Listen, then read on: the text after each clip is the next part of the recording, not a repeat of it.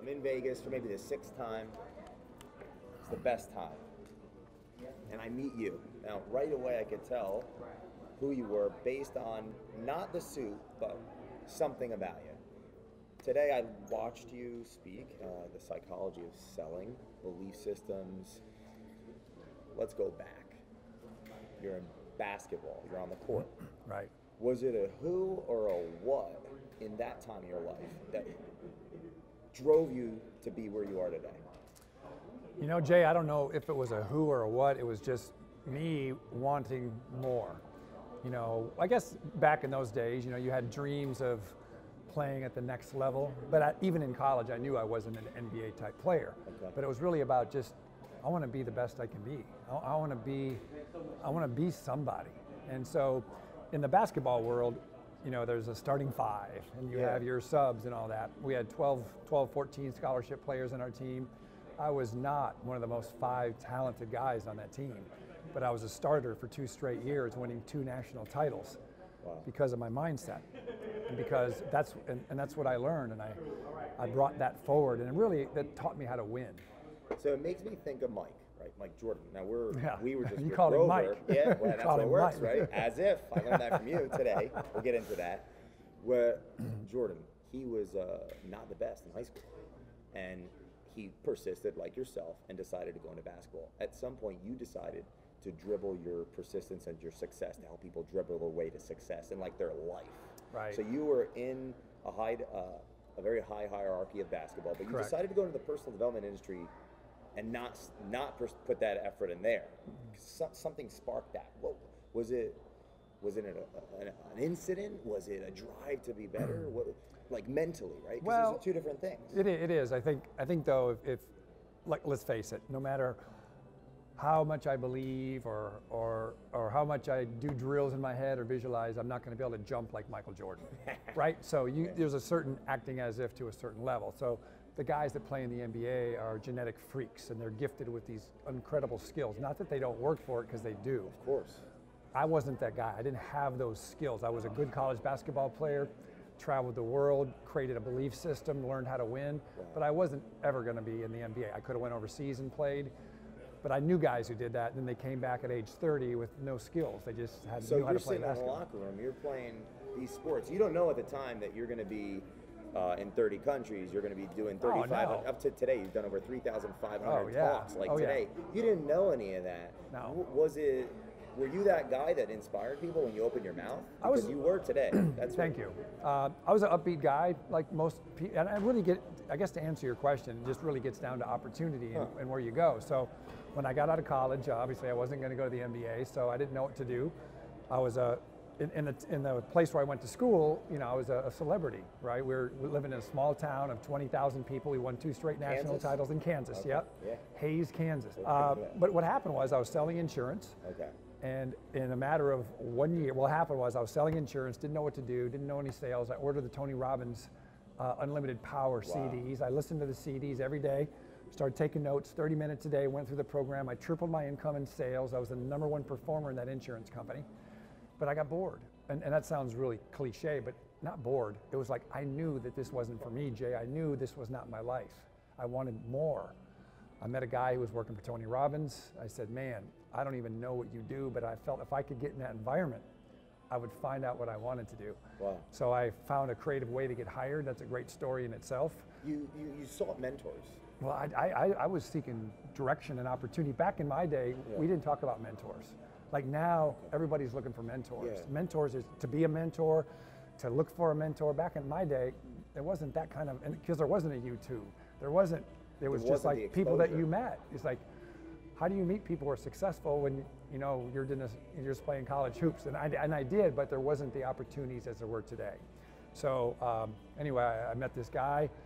I ended up getting hired by Tony Robbins, which is an incredible story on persistence in itself. And then I just started doing my thing, and I started what I learned in college basketball, mastering the fundamentals. A lot of people want to take shortcuts, Jay.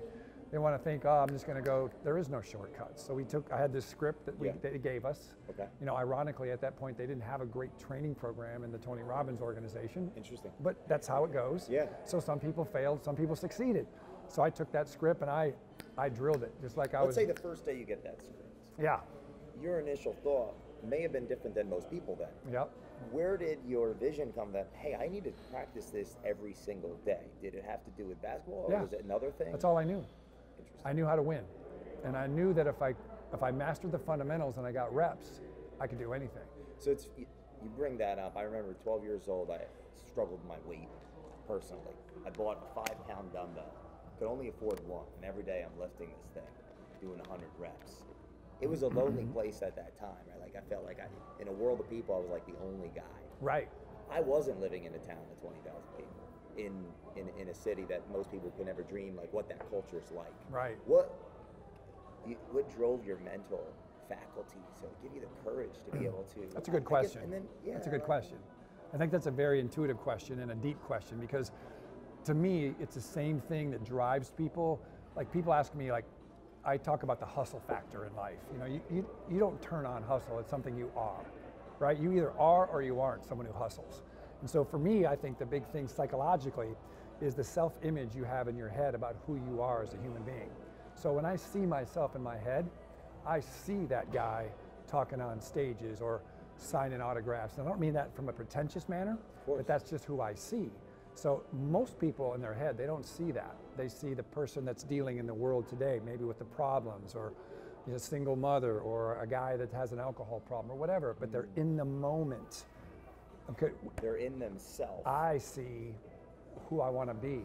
So at that time in Kansas, you read that book, you get involved in this like growth experience that probably a lot of people are not involved in. Right. You saw yourself of who you could be? Well, yeah, I mean, I always believed that I could be great, whatever that meant. I believed, like everybody believes that they're special, right? Yeah. Everybody believes, I got something special, but they don't know what it is, and most of them, by the time they get out of high school or college, that dream has gone to the side. And they're going to the normal work routine, and they've lost their dream about being special. Did you fear that? No, I feared that. I don't know, no. And then that drew you? Nah, all I knew is that's what I was going to be. Huh. I had the vision of who I was, and it changed throughout the years. Like when I was, how old are you, Jay? 27. I'm in that, when I'm 25, 26, 27, it was like if you could be on MTV, and you could, because that was huge. That was huge, because they had a guy named Dan somebody, and he was a fitness guy. He was a cool cat. Dan Cortez. Okay. Look him up. Dan Cortez. He was the first guy in MTV that was Dan Cortez, and he was doing fitness stuff, but cool stuff, and he was like, wow, that maybe I could do something like that. And then I had the dream of, being in, like, I want to take Larry King's spot. That's what I want to do. Wow. Well, we are. Like, hello. No, but I realized that what I realized is that people in the media really aren't able to talk about what they want to talk about. Interesting. You really, the only guy who could do that is Howard Stern.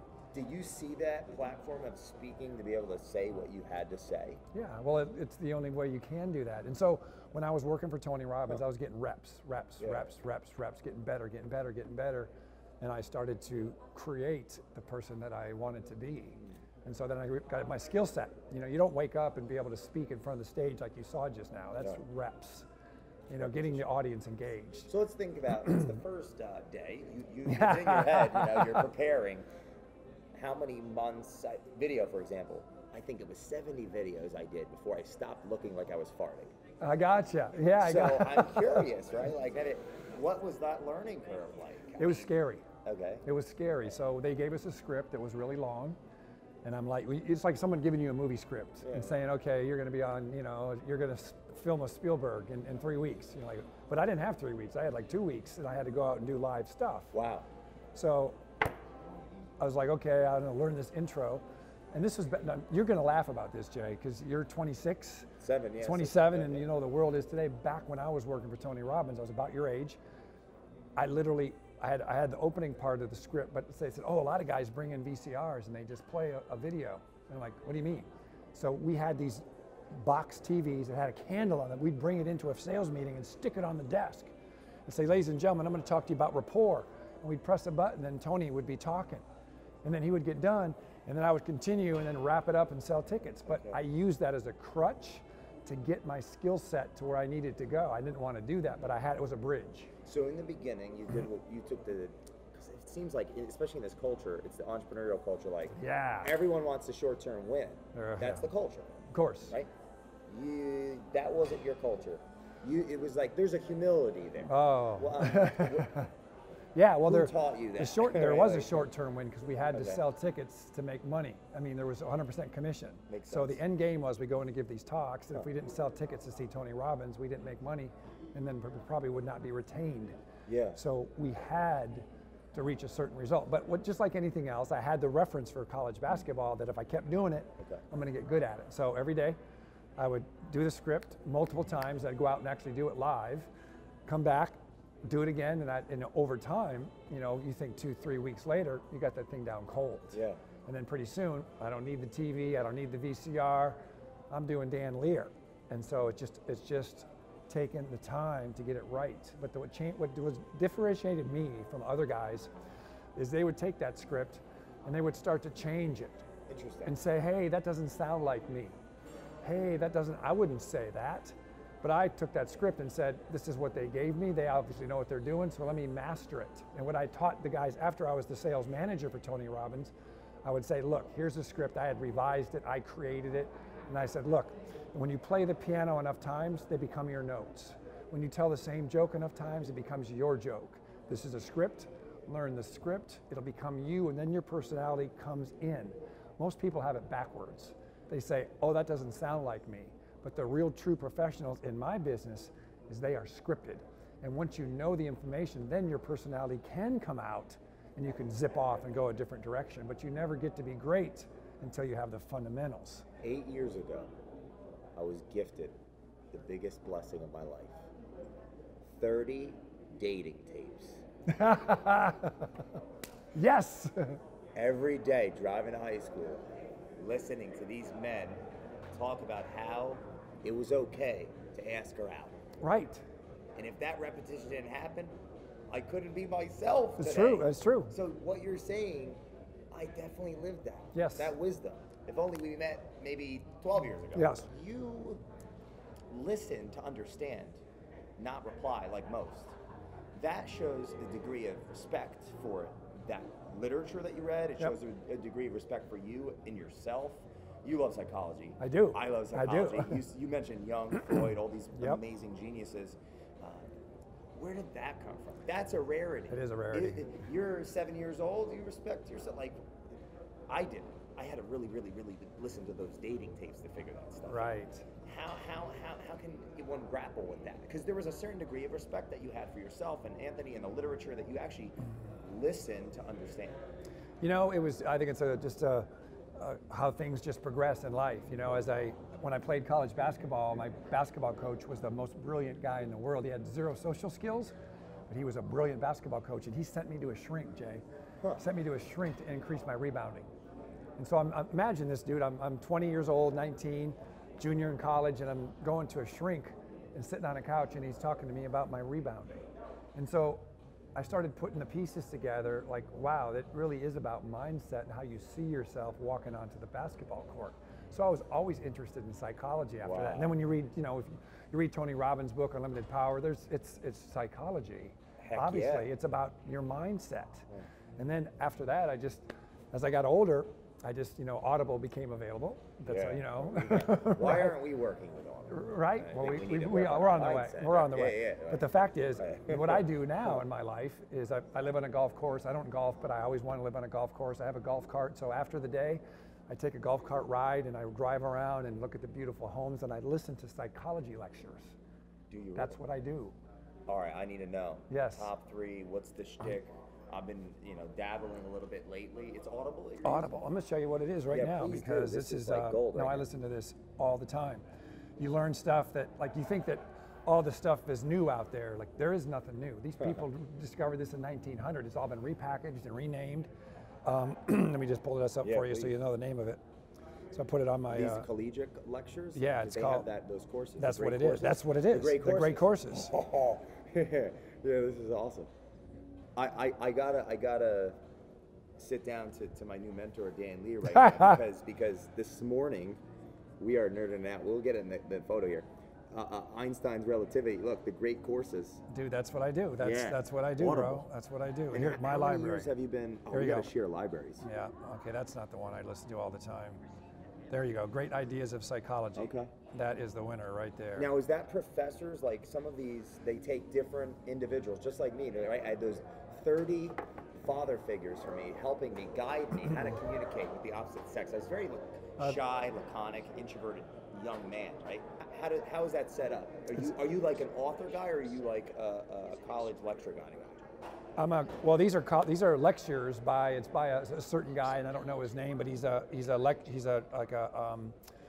professor at some college, but he's giving these lectures about various parts of psychology, about how it started, and whether it's Freud or it's a guy that you're going from Skinner to Skinner to, or Pavlov to Skinner, or to it's Pavlov to Watson to Skinner, as far as the behaviorism.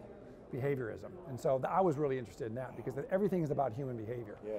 So when I don't really put myself as a motivational speaker, I'm a human behavior expert, because that's what I talk about. It's really about changing your behavior to change your results. That's what it's all about. So I talk about human behavior. I heard you say something very powerful about acting as if. Right. And I'm a big fan of Nietzsche. The visionary lies to himself. The liar lies to everyone else. And I heard you say a great deal of that is like when you walk in the room, like in a sense, know your worth. Act as if you already have that check. You talked about Jim Carrey, right? Writing himself $10 million. Right.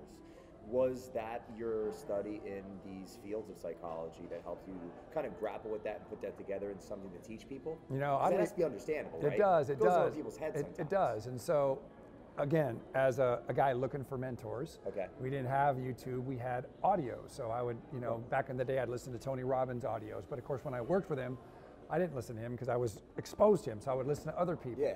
Dennis Waitley, Og Mandino, and one of the guys, literally, that I love the most is a guy named Marshall Silver. And so he's a Vegas guy. He's a Vegas guy, but his birthdays. I just saw on Facebook. Yeah. So he talk. I like the way he talks, but he talks in a more direct fashion. And so I would listen to his stuff, and I would take his stuff, obviously, take it from what I learned from Tony, and I would create my own stuff. But a lot of what I talk about now is just from all the people that I spoke with. But he is the one. I mean, Tony's a big guy about belief system, and Marshall was talking about it in a different way, and I don't know specifically where I got it, because I didn't really learn that until like halfway through my time with Tony Robbins, and then I started implementing that strategy, because I was doing stuff for him all over the world, and I was saying yes to things that I maybe shouldn't have, but I would walk in and act as if I was that guy. You were comfortable being uncomfortable. Well, that's, again, back to college basketball. Every day is a game day. It's you don't know what's going to happen. You got to go play. You win and you lose. You play good, you don't play good, but the next day is the next day. So when I was doing the talks for Tony, I was doing 2 or 3 a day, Jay. I was going to these companies and do these. Yeah, I was playing around with the numbers here. Crazy. It looked like so today you spoke for over an hour, about an hour. And if you look at just the math of it, I mean, you look at 7 or 8 of these in a week. Oh, I would like do on average. So what happened was we go in for sales cycles. A sales cycle was anywhere from 4 to 12 weeks. I did approximately 60 to 80 talks per cycle. Okay, wait, what? Okay, 60 to 80 talks per in a cycle. 4 to 6 week cycle. An 8 to 12 week cycle. An 8 to 12 week cycle. That's so you do the math on that. I did 5 of those a year. So if you did 8 times 5, is that 400? 400 times 6. 2,400. That's how many talks I did. In a year. No, that's over the course of 6 years. Okay, but still, I mean, that's ridiculous. Yeah, it's crazy. It's reps. More than one a day, obviously. Oh, yeah. And you're looking at 260 days in a 5-hour work week. You're looking at 7 or 8 a week minimum. Oh no, minimum. On average. If we didn't do 8 a week, we weren't making any money. That's insane. It's insane. Amazing. So you traveled to a lot of cities.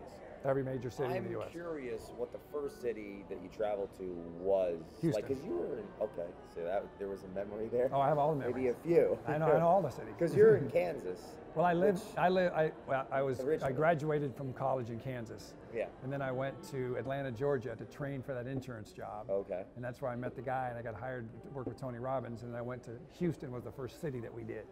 And that's when the whole journey started. So I was doing 2 and 3 talks a day, every day, and just getting reps. And that's what I talk to people about. And that's why when my virtual training platform through Lightspeed, it's all about reps. I mean, people think they can be a great speaker by going out and doing a couple speeches a month. That doesn't work. It's reps. So 2016 comes around. You've been involved for about 16 years with your leadership company, training sales, correct? Yep. Psychology of selling, taking all of this extremely high level stuff and making it work for anyone. Right.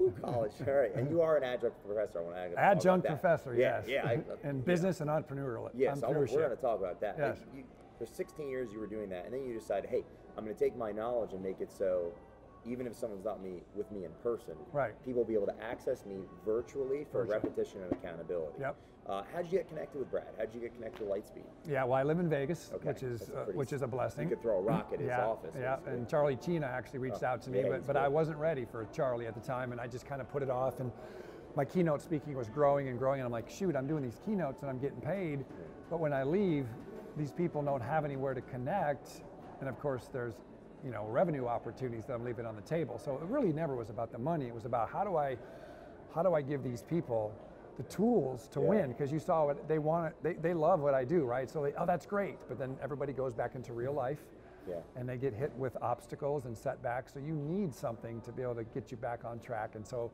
when I finally got with Brad and Lightspeed, it was just what I needed to help people get to where they want to go. Well, it's like our way of almost, in a sense, giving what we've gotten, the Audible audiobooks. Right. I think it was originally 2 years ago. I listened to Brian Tracy talk about this. It was an hour a day in the car over a year. So yes. It's a couple semesters. Yep. In college, equivalents. No, I've heard that same. See, I heard it on a tape. You probably heard it on a download, but it's the same thing. So let's go to habits, habituation. Yeah. How long have you been educating yourself with audio, with reading physical books? Jay, you're gonna love this. Yeah. So I just those guys, The womb. Well, you're in the womb. No, I'm just kidding. I just was one of those guys who I believe in human achievement. I believe that things are possible, right? So I know, like 50 years from today, they're going to be laughing at us talking about the stuff that we're doing, because there's so much power right here that we don't know yet. And so I've been reading books and listening to audios as long as I can remember, since I got out of college. 22. Yeah, so I was 21, 22. When I was working for that insurance company, we had lunch and learns when I was training, and I listened to this guy named Dr. Dennis Waitley. And so I didn't know anything. That's the first time I ever heard anything like that. Wow. Ever. And I was like, oh, this is pretty interesting. Huh. I'm taking notes, and I kind of like this, right? And then I started doing more and more and more. Then when I started working for Tony Robbins, I had dinner, about a year after I was working for Tony, I had dinner with Brian Tracy. Okay. And he was talking about accelerated learning, where medical students and law students listen to Baroque music to help the brain synapses connect, to help the learning be more effective. And I was like, okay, that's interesting. And then he talked about how we set goals or do affirmations as human beings. We say things like to ourselves, you are powerful. No, I am powerful. Yeah. I earned $250,000. But Brian told me, he goes, that's a bunch of BS. He goes, you tell yourself that you earned $1 million and you don't, your mind says that's BS. And I was like, well, what's the answer to that? He goes, well, research shows that if you write out your goals in the form of you are, because here's the psychology, which you'll love, Jay, is that ever since you were a little boy, your mother, your father, or who's ever in your life, your aunts or your uncles say, Jay, you're a good boy. Jay, you're brilliant. Where other kids might say, Bob, you're a loser. Bob, you're never going to be anything. Bob, you're going to be in jail. You tend to believe what people tell you as a young boy, or as a young child, right? So I wrote down these goals in the form of you are. You are the top producer at Robbins Research International. You earn $250,000 a year. You drive a 740 IL. I came from a background when none of that was possible. So here's what I did. I created, this is back in the day where we had a boom box. I like it. And an audio cassette. I'd play Baroque music out of the boom box, and I'd record it into the audio cassette, and I would lay down these tracks in the form of you are in a hypnotic voice. You to myself, you are powerful. You're a great leader. You earn $250,000. You drive a 740 IL. You're the top performer for Tony Robbins. Put that in the audio, and I started listening to it when I'm brushing my teeth. I'm like, hey, this is pretty good. Now what happens, I dub it and dub it and dub it, and pretty soon I was listening to it front and back, because we had that technology back in the day, Jay, where you could press a button, and the cassette tape would actually turn over to the other side. I like that. Yeah. So I would listen to that all night. Think about while you're sleeping. While I'm sleeping. Think about that, 6 to 8 hours of you telling yourself how amazing you are with Baroque music. So what happened, Jay? I started hitting every one of those goals. And so as time went on, technology changed, CDs, different types of thing. I started making different audios all the time. Now, I use GarageBand, the audios, put the GarageBand, I lay down the tracks and I've been doing that for years, but now when I got diagnosed with this non-curable blood disease, I created another audio that your body heals every single night. Your white blood cells are crushing. The healing serum that they shoot into me. And you said it. I say it. In a calm, hypnotic, you are voice. Your body is healing. You are stronger every day. Convicted. And so I listen to that every night. And of course, in 16 months, my light chain proteins, which is the killer, went from 16 down to 2.5. So they don't know what the hell's happening. I healed myself, bro. It's crazy because for a while they were talking about this flat earth thing, and then something about the people washing the hands, and it might have been killing babies, and then they figured out that they were, and that guy was crazy. So, well, there's that book, The Singularity, that I sent you. Oh, I didn't get that. Singularity is near. Okay. Well, I got a gift for you. Okay. And it's about how things are going to get really wacky. So it brings me to social media, right? Like why we're doing this. Right. You've seen it all. I mean, you've been in the business over about 20 years. I've been in this business a long time. Years. So, did you know I'm the OG of motivational speakers? You know I like that. That's what I am. All right, that's how I'll open it up. I'm the OG. Maybe you could do an over right. of that. You want to learn how to speak? You come to see the OG in Vegas. I like that. I got 6 or 7 guys right now coming over to my house, and they're crushing it. Brian Dover, Charles Garcia. Really? Oh, Charles. Yeah, you know those guys. Yeah, we're all in the same culture. Man. Yes. So video, I see you doing a lot. I Yep. follow you on Instagram. Yep. I believe we have many mutual friends on Facebook. Yes. We're in the same network there. A lot of people aren't putting themselves out there like you are. Right. Okay, so it's interesting, especially after our conversation and just like seeing yourself in the future. Where do you see things going with video, the internet, things changing? Because you have so much experience, right? Real experience in this industry, right? In the helping others industry, yes. right? Yes. Well, it's interesting. It's been an incredible change in this industry since the internet happened. Because before the internet, there were people like Brian Tracy and Zig Ziglar and Tony Robbins. Matter of fact, I just went to the National Speakers Association, our national conference. Okay. He had one of the $1 million performers. He was in front of a room and saying, "Ladies and gentlemen, this is a new game." He goes, "Zig Ziglar had a tough time in this market. There's more competition, there's more people, there's more exposure. In today's world, it's not even about being good, it's about being seen." And so that's what's crazy about being in the personal development, leadership, mentorship, speaking, keynote speaking. You can just put up a website and start blasting yourself up on social media, and all of a sudden people think you're good. And so there comes a time where you have to deliver, though. Yeah. You know, you can say all this stuff, but can you get on that stage and do that if that's what you are? So I think social media is great. I think video is amazing, and I think for my age, I'm ahead of the curve. Most people at my age, they don't want anything to do with it. I understand the power of video. I actually invented the selfie in 1985. We're gonna have to. I've been doing stuff like this since 1985. I got videos back when I was with Tony Robbins in 1987 doing this stuff. Wow. I know the power of video, and so people that aren't on video are going to get left behind. And so I think right now it was. I don't know what the trend is, but I think it was about exposure. I believe now it's going to change to value. Okay. Because anybody can put up a video. Yeah. Hey, look at my nice car. Hey, look at my nice suit. Who's bringing the value? Who's actually bringing the value? Who's actually teaching? Yep.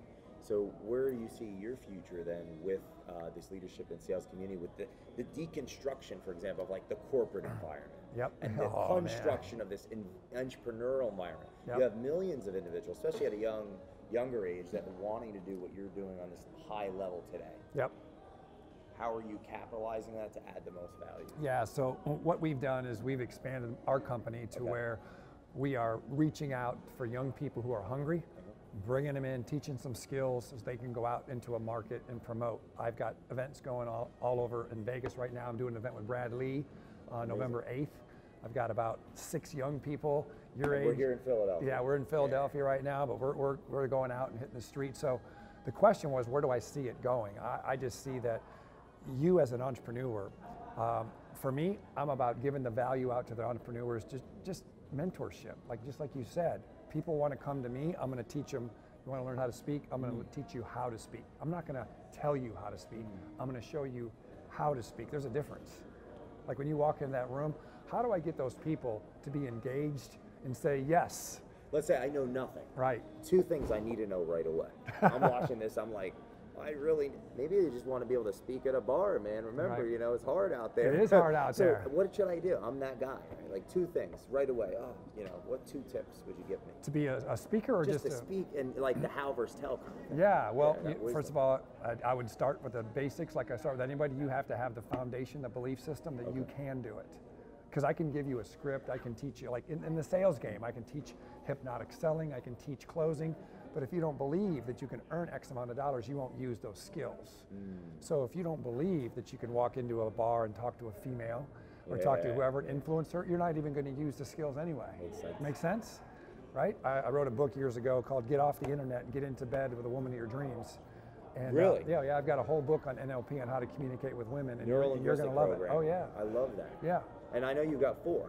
Oh yeah. There's what are the books? What are they called? The first book I wrote was published in traditional publishing before self-publishing was real good. Was a thing. It was a thing. Yeah. And it's called The 10-Minute Coach. Okay. Daily Strategies for Success. Did really well, which led me to get on the Home Shopping Network, where I was the only personal development guy on HSN ever. Tony, Wow. Yep, Tony was on, what's the other one? Well, there's HSN the and infomercials. yeah, what's the other one? There's HSN and I'm bad with you that. are. I was you also guys don't a know weird TV. child growing up. I mean, I really just lived HSN in the and- library. Anyway, so what was your question again? Well, the What would you do? Psychology first. Yeah. And the next is you've got to learn the foundation for success from somebody who's done it. Makes sense. So if you want to learn how to communicate to women, then you got to find someone who's done it who can teach you the how versus tell you. Of course, yeah, it makes You sense. walk in there with an attitude. No, that's not how you do it. What are your opening lines? Like if you're going to be a speaker, you need to have the belief system that what you say matters, Okay. and people want to hear what you say, and that you may not be good yet, but you're getting there. I mean, you have to have a belief system that's empowering. It makes perfect sense. And then you have to know how to do it, right? People say, I want to share my message. Well, if you don't know how to share your message, people aren't going to hear your message. So you have to have the fundamentals to communicate with people. So believe it. You have to Be able believe it first. Understand it second. You have to believe it first, and then you have to learn the fundamentals from somebody who's going to teach them for you. And that's the value of today's world with social media and internet. You literally can Google how to pick up women, or how to be a great speaker, or how to put in some plumbing, and you're going to find somebody. So you get to go through people, find out who's talking to you, who's speaking to you, and you've got to learn from them. Writing. You've written a couple of these books. I have. It's part of the Culture Matters vision is actually live in a world where every man, woman, and child takes responsibility to read, write, and speak every day. Right. I love you for that. Thank you. You've written books. You've done things. What was that process like? Sitting down and doing what no one wants to do, which is actually write their thoughts down. Yeah, that's very challenging. And Dennis Waitley told me a great story that you'll appreciate. He said, when I decided I want to write my first book, and then the next year came around and people said, hey, how's that book going? And he realized I was in love with the concept of writing a book, but actually doing it was something different. And I think you find that everybody wants to write a book, but doing it something different. So what I did is like I do anything. I break it down, I reverse engineer it, put the fundamentals together, and I said, I look at my calendar, my travel schedule, and I say, boom, boom. I said, well, here's where I've got an hour, here's where I've got 2 hours. I'm gonna write every day. I blocked it. I put it in the calendar. So literally, I would write on those days. I would just write on those days and string it together. So I created consistency and created a success habit that when I wrote, I was gonna write for X amount of time, and I just kept doing it. And so over the course of time, whether it was 1 month, 2 months, or 3 months, I created my manuscript or my book. But it takes a certain type of brain and character to do that. I'm thinking like you're in school, right? I had a 1.9. I should have showed up maybe and done something. Your brain works. Are you say more of an orderly person, a chaotic person, where you're least favorite class, best favorite class kind of guy? Yeah, I mean, where are we at? I was a good student, but I wasn't. I only went to school because I wanted to play basketball. I went to college to play basketball. So that was your anchor in a way. That's all I knew. That's all I knew. Feeling better every day.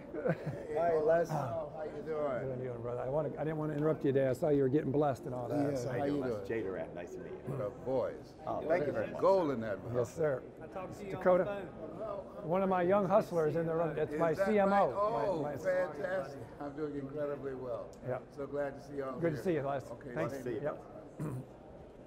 What a blessing. That's something we can all learn from. That's right. Right? God, I feel like just started yesterday with this stuff. Right? I can feel the energy. Right, Yeah, right, amazing. Yeah, we're right. blessed, right? So I know we can literally. No, I talk- just wanted to okay. see what time he was coming God, on. That's right. I've got 4 more hours. I'm trying to get as much value from you. No. So I was extreme. I remember one thing from high school: causation versus correlation. That was the only thing I learned in a psychology class junior year. That's the reason I was curious, because we're such psychological, Right. devils, right? Right. Yeah, right. Was it history, biology? I was asleep most of the time. Or was it totally the sports? Because I can empathize with that. I tried out for football. They said you can't do it because of your grades, so I just never showed up again. Right. It's like the sports drove you to just do what you had to do. I wanted to do something special, Jay, Yeah. and I was fortunate that I had some skills. I started growing. Obviously I'm tall, but it takes more than tallness to be a basketball player. I was blessed with some skills, and but I developed those skills. And the only reason that I got grades in class is that I knew that if I was going to play college basketball, I had to have a 3.0. I mean, I had to. But when I got to college, it was worse because I wasn't interested in college at all. But I had to have a 2.0 to retain my scholarship. Wow. So I had no back door, because if I didn't get my scholarship, listen to this, my father, who was a great man, and I respect him for how he raised me, I had to take a loan out, a $1,500 loan. I got a full ride, Jay, a full ride, Wow. full ride. My dad made me take a loan out for spending money at school for pizzas and beer or whatever. And so if I didn't get my scholarship, I was gonna have to go get a job. And so my drive came from the fact of fear of loss. Yeah, I didn't think I was going to be a pro, but I needed to keep that scholarship to continue myself and grow myself. And I loved to play basketball. So the grades kept me in the game that I loved. And at the same time, I was developing character, mental toughness, overcoming adversity, and the fundamentals it takes to be successful. Isn't it wild how who we end up developing ourselves to be in the beginning of things? Right. Like I remember living in the basement of this big house. My mom was in her 50s when she adopted me. Wow. And my uncle lived upstairs. He was a mason, and he was physically there, emotionally no. Right. Everything I did was like, I want him to care. Right. And I resented her fundamentally. It took many, many, many years. Should have had more couches. Right. Should have had more couches to work that out and realize that she really genuinely did everything she could have ever done, period. But without that juxtaposition between wanting him to be there and her to be who I never had, which was my real mom, right. which I knew well aware, I don't think I would have ever read so many damn books. She had a library. I don't think I would have ever attempted to start so many business. I don't think I would have ever, because she did tell me I was smart, I don't think I would have ever believed in myself. Right. So it's a really inspiring to me to sit with, I hope to be my future self, adding so many value to hundreds of people like you did. Right by Les Brown walks by and says hi to you because the amount of respect that you have, the amount of value you added to all these people for all the years. It's really inspiring me genuinely to talk to my hopefully future self. Amen. Yeah, that's awesome. I appreciate you. That's awesome, man. Because think about it psychologically, when your father said that, hey, get your money together to take care of yourself there. Dude, I was maybe pissed. that was. I was angry. pissed. I was. Are you kidding me? Yeah. I just earned a full scholarship to a Division I school, and I got to take out a loan for pizza. But that conversation never happened to my father because that's not how I was able to talk to my father. I was just pissed on the inside. But there was that kind of like, I'm going to show you. And it's interesting that drive, right? Like we look at our culture now. Yeah. Because you can take 27 millennial. Right. The entitlement culture. Right. They're arguing it psychologically.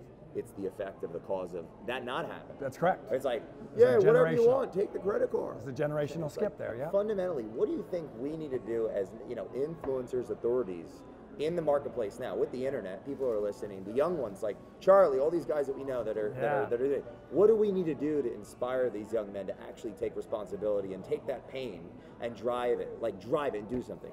Be better. Like what is that? Because they're not going to college. Yeah, it's a tough one, but the fact is that your future is in your control, right? Mommy's not here anymore, daddy's not here anymore, it's up to us. I heard that old saying, if it is to be, it's up to me. Yeah. So it's up to each individual to find that fire within their soul say, I want to do more, I want to be more. What's that mental picture? And then look for mentors, but you've got to be able to do the work. I mean, that's the thing. It's like, you can do the work.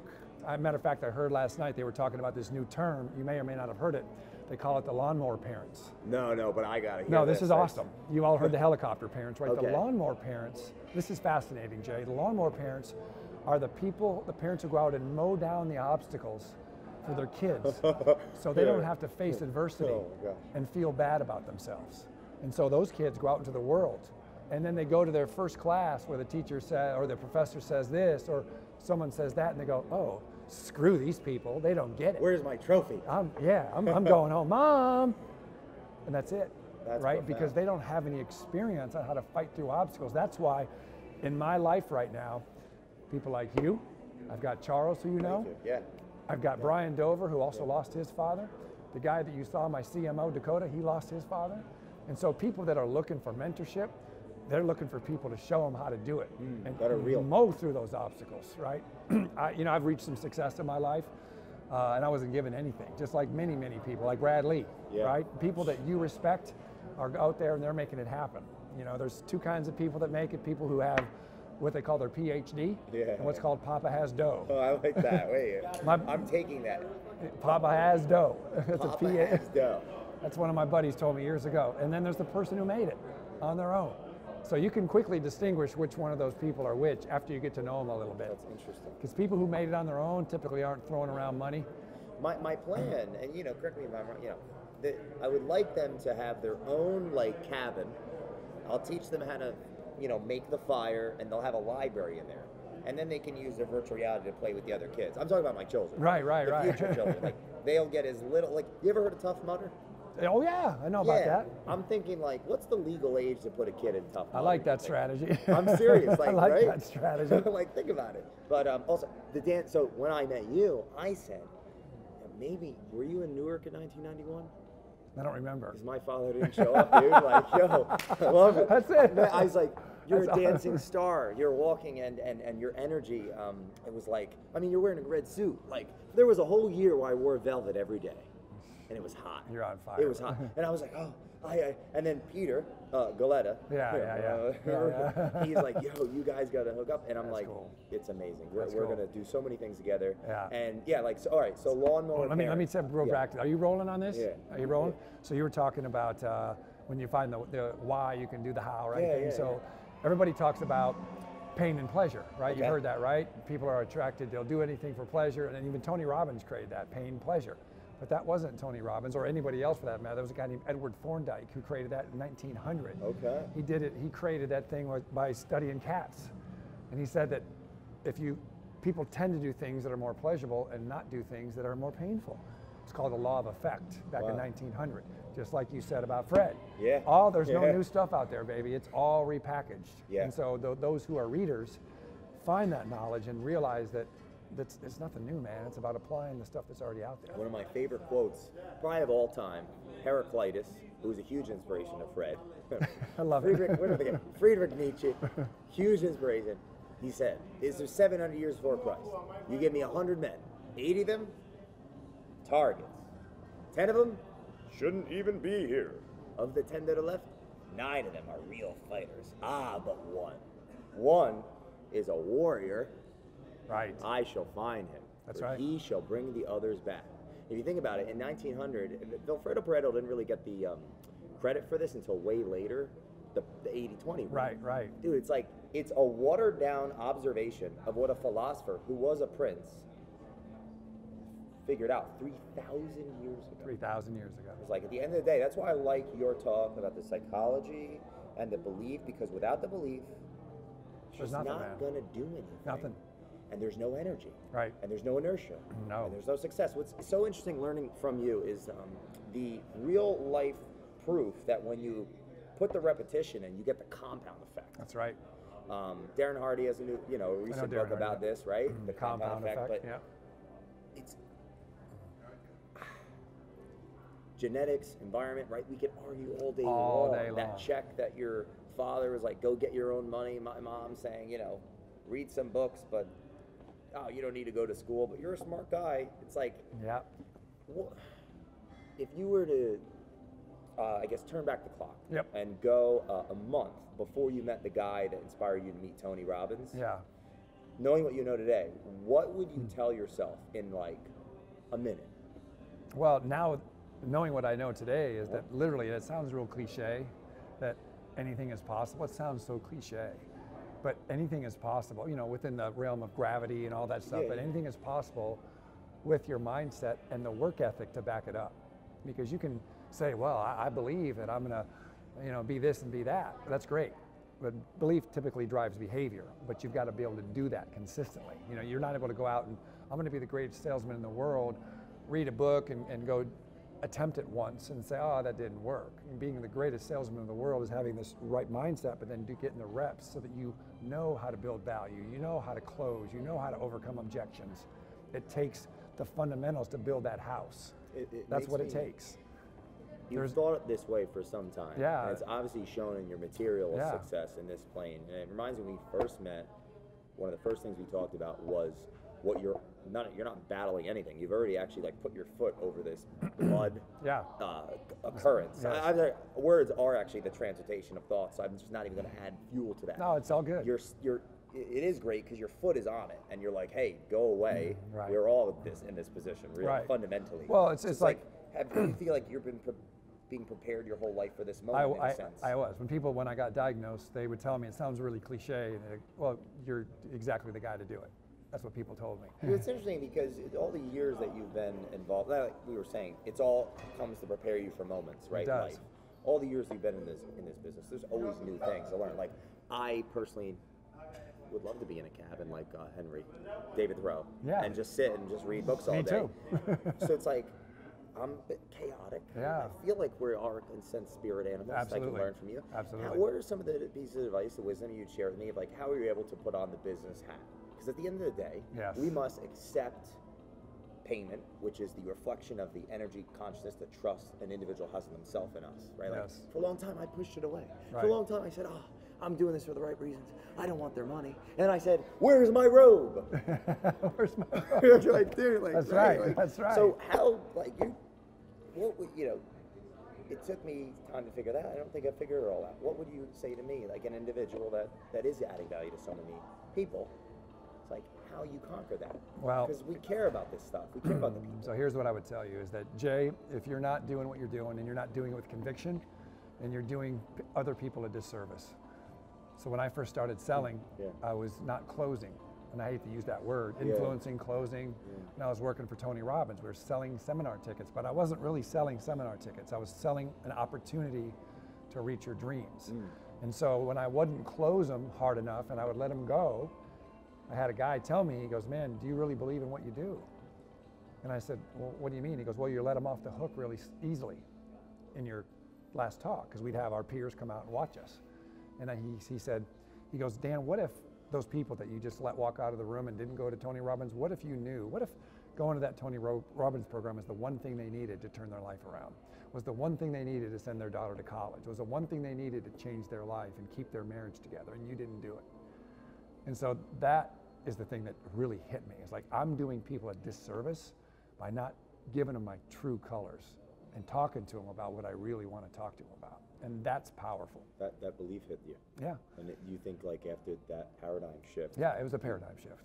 invested more time in even understanding, taking that to the next level. But I was the same guy, dude. I was the same guy walking into the next meeting, next day. I was the same guy, but my belief system changed. Instead of doing what I was doing, I was still doing the same talk and the same clothes. But my belief was, if I didn't get you to go to this Tony Robbins program, I was doing you a disservice. Wow. So when you told me, when you would say, I don't know, I'm just not sure, I would say, what are you not sure about? And then you would tell me, and I would walk you through it, and I would say, go ahead and sign up today. I don't have the money. How long have you not had the money? Jay, if you don't go, you're not going to have the same money next year at the same time. You got to make some changes. Go ahead. I got to check with my wife. Well, Jay, if you knew your wife, if your wife knew that you're going to earn an extra $20,000 next year, would you want you to go? Of course, sign up, Jay. How about you, sir? I would just go Now I around. got to ask my third girl. I would start. Yeah, go ahead. You have her on. You have her on speed dial. Let me call her up. Let me call her. I would go one by one, start closing the room. my sales went through the roof, but it wasn't any different. This mentor, was this a mentor within that? No, dude, it was just a guy that it was a guy that I worked with. It was a guy that I worked with that said that to me. And he just saw something. Yeah, because I didn't have a background. I mean, I didn't grow up in a sales or entrepreneur environment. There was 20,000 people in your town. I mean, well, my parents were school teachers. what did they teach? My dad was a phys ed and a science teacher, and my stepmother was a 4th grade teacher. But we weren't at the dinner table talking about entrepreneurship or business. You know, we were. Or Nietzsche. No, hell no. No, but so I mean, I just think it's fascinating that you can do whatever you want to do if you're willing to pay the price and you understand the value of psychology. You have to get that first. You have to get yourself wired first. You have to believe that you can do it, and then you've got to put the pieces together. So psychology and belief, it's intriguing to me. I'm thinking about, you're at the table, or your parents there. It reminds me, I had a stepbrother who never recognized my alignment with the family. He was taking his own intrapsychic misalignment through the non-empathetic relationship he had with my mother and his father, who they separated when he was growing up, and he never recognized me as a brother. So I was a stepbrother, but a very lonely child. What are some of the things that, well, first, did you have siblings? We were separated because my parents got a divorce, and then I went to live with my father, and she stayed with my mother. So no, I was an only child. In that, I saw first it was like food, then it was weights. For a long time, believe it or not, I was pretty much an Adonis. Right? I've lost some muscle. For about 13 years, every day, right? That 5 little dumbbell there. I was the biggest small man you've ever seen in the world. I gotcha. So I looked for things externally to fill an intrinsic misalignment or internal bonding, and I didn't have the strength. I should have got that right away. Yeah. Some of the things you did as a younger man, was it books? What were some of the things? Well, as a young boy, I was just looking for. I didn't have a lot of confidence as a young kid. I grew up the first part of my life until I was in 5th grade. From birth to 5th grade, I lived with my mother. She was working, doing the best she could. She was uneducated, having jobs that were available to a woman at that time, and her big goal was, she grew up in that generation where you didn't get value until you were married, meaning like that was her goal, to find a man. Right, and so I need to find my kids a husband. So she was dating multiple people. I mean, we would move from school system to school system 2 and 3 times a year. So I was always behind the curriculum. I was the dumb kid. So I was always looking for. I got my self-esteem through sports. Wow. So I was not confident. And then I moved with my father in 6th grade. I went from a big city in Phoenix, Arizona, then moved with my father to a small town in Michigan. That age. Yeah, I was whatever 6th grade is, 12 years old, something like that. All of a sudden, it was a really small town. I went to college in a town of 20,000, but I went to high school in a town of 2,000. So here's this guy from a big city going to a small town. All of a sudden, I was somebody. I was Pete Lier's son, the school teacher. Oh, that's Pete Lier's son. Oh, wow, he just moved from Phoenix. Oh, he's pretty good in sports. People, oh, wow, they started recognizing me. My self-esteem went up. I started getting good in sports, getting more recognition, and it changed my belief system, right? Then I went to college, and then I met this other family. They were my foster parents. They were boosters that would take the scholarship athletes, and they'd be part of your family because we didn't have anywhere to go. My foster parents were very wealthy. So I would come over to their house anytime I wanted. It was this $500,000 home back in that 1984. This guy was an attorney. His wife ran a Merle Norman cosmetics studio, at the mall. Yeah. I never saw that before, Jay. I never saw that before. And there were people that I was having dinner with, and I thought to myself, they're not any smarter than I am. I didn't see anything. I didn't see anything that I couldn't achieve. And I'm like, they're just normal people. But I never saw that kind of lifestyle. So I said, I can do that. Wow. That's what changed the belief about what was possible for me. So I had the basketball knowledge. I saw what was possible. I was living with people that were very wealthy. And then I, started reading the books, the Tony Robbins and all that kind of stuff. And it just changed my life, man. And so in today's world, it's, you can find anything on YouTube. But what I did do that most people don't do is, back in those days, it was audios. We had cassette tapes and CDs. So when I was in the car, I would employ the Brian Tracy strategy. I loved music, Jay. I loved music. I was the kind of guy who'd get in the car, turn on the radio, and boom, I knew every lyric to every song there was. But never in my life did I make another sale or do anything special because of those lyrics. Wow, so I made a deal with myself. I said, I still like music, but every time I get in the car, I'm going to listen to at least 10 to 20 minutes of audios every single day. And then I started to like it. And then I started doing it all the time. So I just listened to, the same audios over and over and over and over and over. So pretty soon it became a part of my psychology and my unconscious mind. And so that's the key. You've got to be able to put in the work. You've got to listen to your mentors, whoever they are. You can't just listen to an audio once or go to a seminar. You got to do it over and over and over because it has to become a part of how you think. So the audio, the books, all that. It's so much like when you spit. Dude, I'm like, in a rock concert, you're like, spit on me, you know? Yeah, man. No, because without you the get audio it, books, hell yeah, because without the audio, I wouldn't be able to have so many great conversations myself. No. That's right. That's right, dude. Like, that's right. Would I be valuable for what? No, you're right. Figure this out. Someone's gonna slap me with it. No, it's like habituation, the conductivity of thinking. It's like you've been thinking for so many years. And you also hear different people's speech patterns and how they language things. So you come out and you become more refined. It's just like when you hang around with someone in a higher culture, you start to do different things. When you listen to someone speak, you hear different things. It becomes you. So there's no shortcuts there, man. You can act, you can think as much as you want. You can do manifestation, all that stuff, but you got to put in the work, man. You got to put your head. Something you said that's super powerful for me is that you said no to something that opened up something to be a yes. So it's like, I love music, we all love music. You said no to that, and that 20 minutes turned into a habit. Yes. Without that no, I could personally say there's things that I've had to say no to. 2 years ago, I decided, hey, on Friday and Saturday, I'm not going to drink. Right. So that became, I haven't actually. And all of that time, there's been more books read. There's been less hanging out with individuals that want to be Epicurean or hedonistic Dionysians. Frederick. Anyway, I guess right. Like that short term. I'm basically what I'm trying to say is I'm a bit of a stoic. I get it. So are you. I get it. I'm like really powerful in this right now. It's inspiring the hell out of me. What would your advice be to someone that is used to saying yes to every short-term gain? You got to take a look at where you want to go. Again, you have to start there. Stephen Covey has a saying that begin with the end in mind. Yeah. Right? So if this is my end goal, whatever that is, to be like myself, one of the top speakers in the country. Okay. Boy, you are. Yeah, that was my end goal. Oh, that was it. Yeah, that was my end goal. Well, you made it. Yeah. Well, I'm not there now. I want to, now we want to go higher. We want to mentor millions of people. We want to change lives. But when I was starting to work with Tony Robbins, I wanted to do that. So you've got to reverse engineer that and say, okay, if I want to do that, like you said, am I going to go party on the weekends or am I going to do something that brings me closer to the goal? Like Brian Tracy says, what's the best use of my time right now? Is what I'm doing right now getting me closer to my goal or farther away? Because there is no middle part. Marshall Silver says you're either gaining weight or you're losing weight. How do you know? Are you putting something in your mouth or are you not? I mean, it's that simple. So it's black and white. So it's hitting me in the head like a sledgehammer. It's like, be humble enough and open enough and believe in yourself to seek a mentor. Seek a mentor. Listen to understand how to reply. Begin with the end in mind. So like I'm hearing Elon Musk on the Joe Rogan podcast saying that his brain works, he's an engineer. Right. They start at where they're going and they work backwards and then they say no to things. Correct. It's does that get me closer to my goal? Brad dropping the bomb, see the bomb thing next time.